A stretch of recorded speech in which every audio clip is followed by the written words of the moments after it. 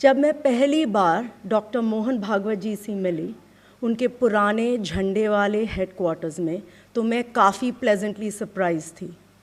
ये आरएसएस के हेड थे और उनका मैनरिज्म बहुत ही डाउन टू अर्थ, ओपन और एक्सेप्टिंग था।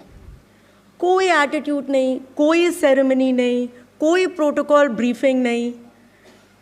मेरा बहुत सारे सीधे और उल्टे सवालों का जवाब दिया, आराम से समझा के। किसी भी बात पर उन्होंने आपत्ति नहीं करी। ये बात मैंने नोट करी कि संवाद विवाद पे कोई रोक नहीं थी। इनफैक्ट डिस्कशन इनकरेज किया गया। दूसरी बात मैंने ये ऑब्ज़र्व करी कि कोई तामझाम नहीं था। बिल्कुल एक सिंपल कमरे में मिले। कमरा पूरी तरीके से फंक्शनल था, पर कुछ भी उसमें एक्स्ट्रा नहीं था। Simplicity was a way of life.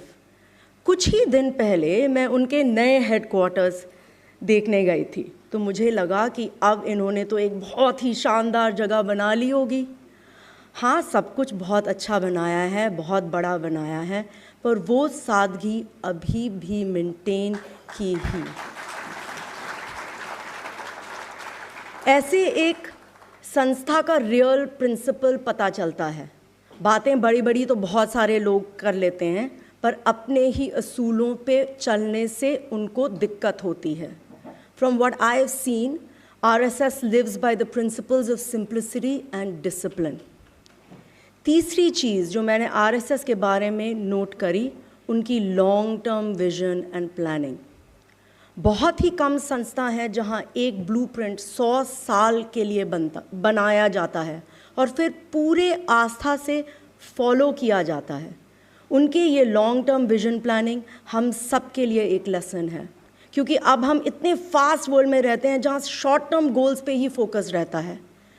अब आप उनके सारे ब्लूप्रिंट से अग्री करें या ना करें, आपको उनकी कमिटमेंट और कन्विक्शन को तो रिकग्नाइज करना ही पड़ेगा। चौथा, आरएसएस का सेंटेनियल विजन, जिसका कॉन्सेप्ट सेंटर्ड अराउंड 5 परिवर्तन to bring about a cohesive society through harmony.